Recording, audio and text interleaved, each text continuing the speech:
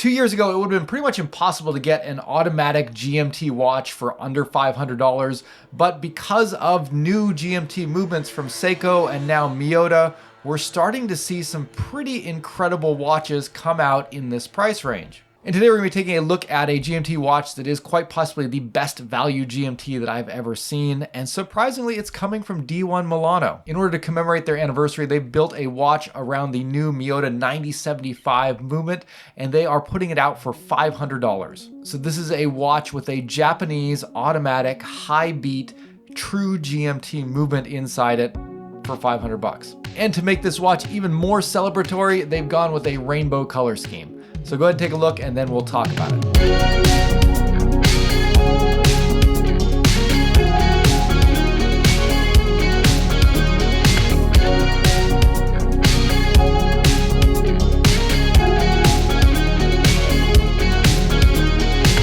Hey guys, welcome back to Just the Watch. My name's Dave. I live in Japan and I love to collect affordable watches. And some of the recent trends when it comes to more affordable watches in the last couple of years has been a move towards automatic GMTs with a lot of great options coming out because of the new movements made by Seiko and now Citizen.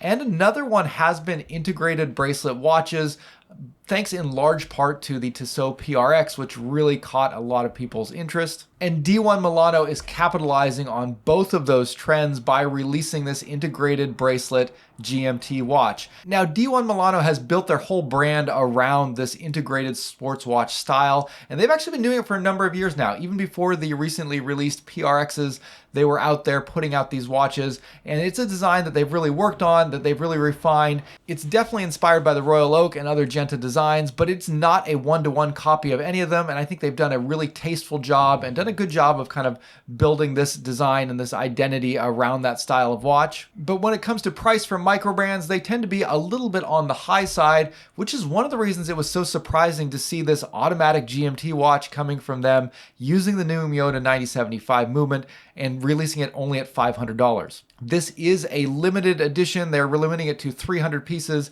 Pre-orders are open now and they should be shipping very quickly.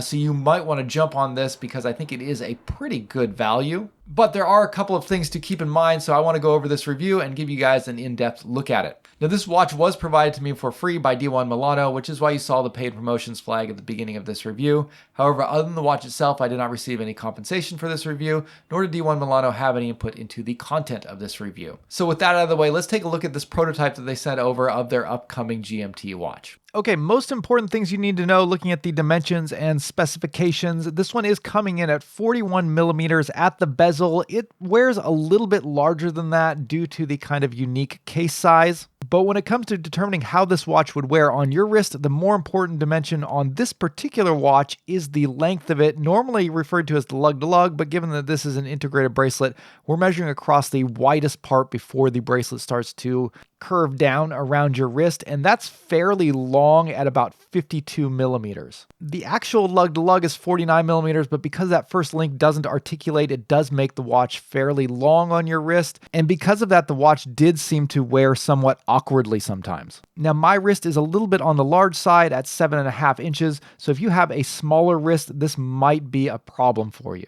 But with that out of the way, design-wise and value for the money, I think this watch has a ton to offer. This case shape and integrated bracelet style is something that D1 Milano has been doing for years now, and they really have it nailed down.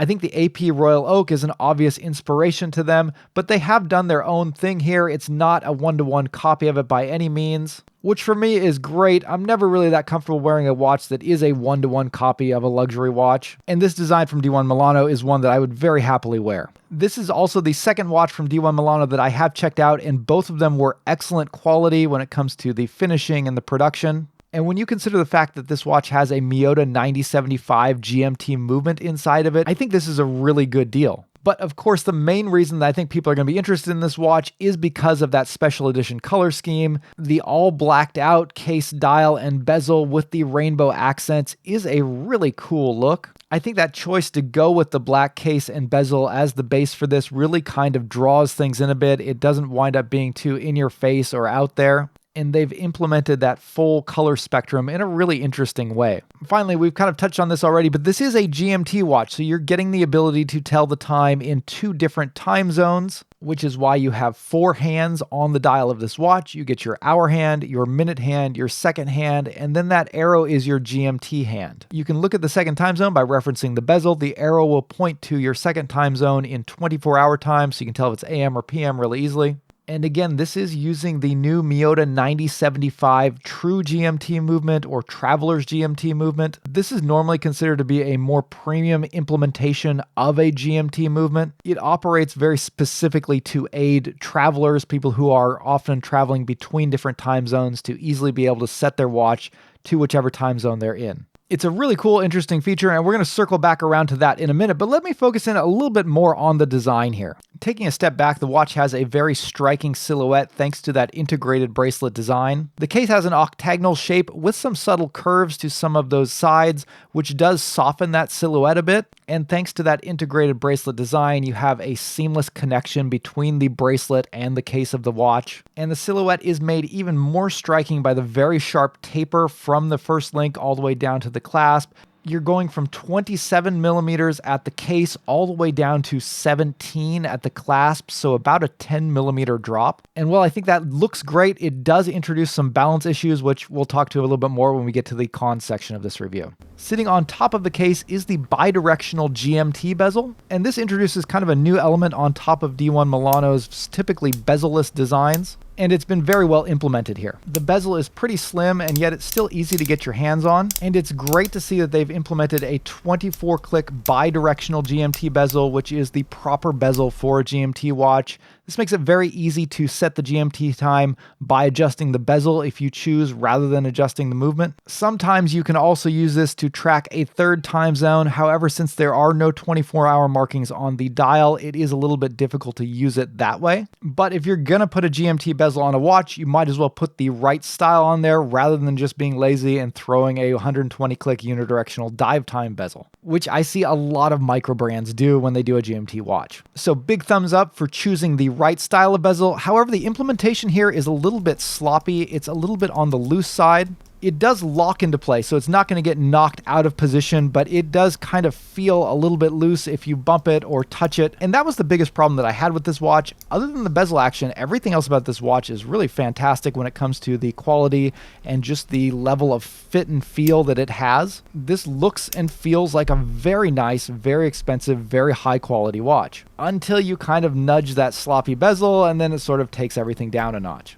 Now, this is a prototype that I have, so it is possible that on the production versions they may have fixed that. I don't know. And while I hope that is the case, I can only review the product that I've been sent in. And since we are talking about the bezel, now's as good a time as any to talk about that rainbow color pattern that they put on here. When you look at the 24-hour markers on the bezel, you can see that as you go around, you're getting the full color spectrum in a very smooth gradient. The colors are bright and very crisply printed and engraved into that bezel insert, and they look great against the glossy black. I'm typically not a fan of rainbow color schemes on watches, but this works really well on this all blacked out watch. And that same smooth color gradient is also found in 2 other places on this watch. You're going to see it on the chapter ring in very small print when you look at the minute numerals printed on the rehaut of this watch. And then you'll see it again on the inside edge of the applied indexes on the 12-hour markings on the dial. And both of those are very subtle touches, but it really ties the whole design together. So you're going to notice those fun little rainbow colors at different times as you check the watch. But from a distance, it's not going to scream across the room that you've got this brightly colored rainbow thing on your wrist. And I really love that combination of restraint in the design and being able to use these very vibrant, fun colors. Likewise, the dial design and handset is excellent, very sleek, very modern, perfectly complements the overall design of the watch. By using 2 different finishes on that black dial, you create a central circular area and then a ring where the indexes are housed, with a very well-integrated color-matched date wheel at 6 o'clock that just blends seamlessly into the design. And I think they just completely nailed it when it came to the handset as well. These are very beautifully finished hands that have a very subtle syringe tip to them. They're high polished and just shine brilliantly outdoors in the daylight. And because of the sharp bevels on the edges, they also catch the light indoors pretty readily, so you can usually see them without any problem.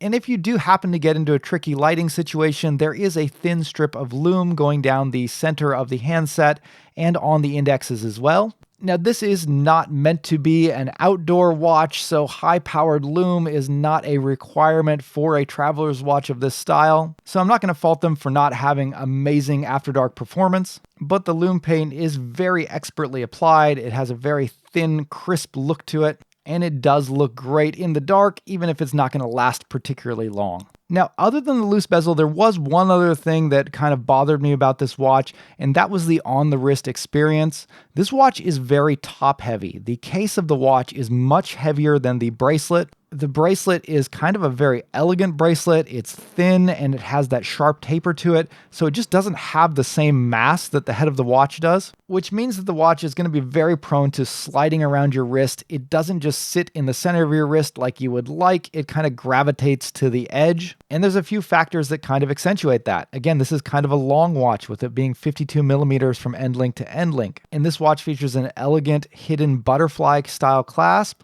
which looks great, but it doesn't allow for any micro adjustment, which means that you're probably going to have this watch sized a little bit loose. And when you combine all of those factors, you have a watch that tends to really slide around on your wrist a lot, which can get annoying, particularly if you're doing kind of more active things. You know, if you're in a more business or professional environment, that's probably not going to be much of an issue, but for casual everyday wear, it might get in the way if that kind of thing bothers you. Finally, let's wrap back around and talk about the movement in this watch, because that is one of the most interesting things here. The Miyota 9075 is a fairly new movement, and there's not a lot of watches that have it. It's meant to be an affordable premium movement, and at $500, I think this is the most affordable watch that I've seen it featured in. Most of the other watches that have released with this movement have been priced closer to $1,000. But what makes this movement so appealing? Well, I think there's two things. One, it has a very smooth beat rate at 28,800 beats per second, or 8 ticks per second. So it's kind of mesmerizing watching that needle-like second hand smoothly spin around the dial. But what's even more exciting is that this is a traveler's GMT, also known as a True GMT, which is very rare to see in this price range. And that refers to the way that you set the time on this movement. The more common way is that you would set the time like normal, and then in your date setting position, you could adjust the GMT hand, that fourth arrow hand, in 1 hour increments. But that's not how you set the time on this watch with this Miyota 9075 movement. This is a traveler's GMT, so it's meant to aid people who are constantly traveling between different time zones and want the local time on the main hour and minute hand on the dial. So to set the time on this watch, the first thing you're going to do is pull the crown all the way out to the farthest position and then set the minute hand and the GMT hand to where you want your second time zone to be. Again, this kind of movement was originally designed with pilots in mind, so they would set that GMT hand to GMT, Greenwich Mean Time, so that they would always have that on their watch, and then they could rotate the hour hand on the main dial to whatever time zone they were in. So that's what you do here. After setting the GMT hand and the minute hand, you push down into the second position on the crown, which on most movements is where you would set the date. But here it'll allow you to move the hour hand forward and backwards in 1 hour increments. So it's in this position that you'll set the hour hand and then also the date. The date is tied to that hour hand. Now, technically, this watch doesn't feature a quick set date. However, because the date is tied to that hour hand that jumps in 1 hour increments, it is fairly fast to rotate the hour hand twice around the watch and advance the date. And the other really unique thing here is if you set the hour backwards, it will reverse the date, which is something you don't normally see in almost any other watch movement in this price range. So it's going to take a little bit of getting used to, but it is kind of cool to see these functions, again, in a more affordable movement like this. A movement that functions in this way is typically only seen in luxury watches like the Rolex GMT Master 2. So if you have an interest in automatic watches and the mechanics that go on inside them, or if you are a frequent traveler who often changes between different time zones, this is a pretty fun watch to pick up. All right, guys, that's going to wrap up the review for today. If you're interested in getting a t-shirt like this one, I'm selling this one on my website at justthewatch.com. If you're interested in picking up that D1 Milano watch, I'll leave a link to that also down in the description. And as always, I love to hear your comments. Let me know what you think of this particular watch, if it's something that appeals to you. And if you have any experience with D1 Milano, the brand, or have bought their watches previously, let me know what you think down below. I think that's always one of the most valuable things of these YouTube reviews, is to be able to see actual comments, not only from the reviewers, but also from people who have purchased it and customers. So love to hear your guys' opinion on the brand and the watches in the comments down below as well. And if you're interested in learning more about affordable watches and keeping up to date on some of the great releases that are coming out, make sure you subscribe to this channel. I cover not only micro brands, but because I live in Japan, a lot of JDM watches, as well as how you can get your hands on some of these Japan-only watches. And I'm always looking for great affordable options, typically focusing in the $500 and less category. So if that sounds like your cup of tea, make sure you subscribe to this channel. Anyways, that's going to wrap it up for today. Thank you all for watching, and I'll see you next time. Bye.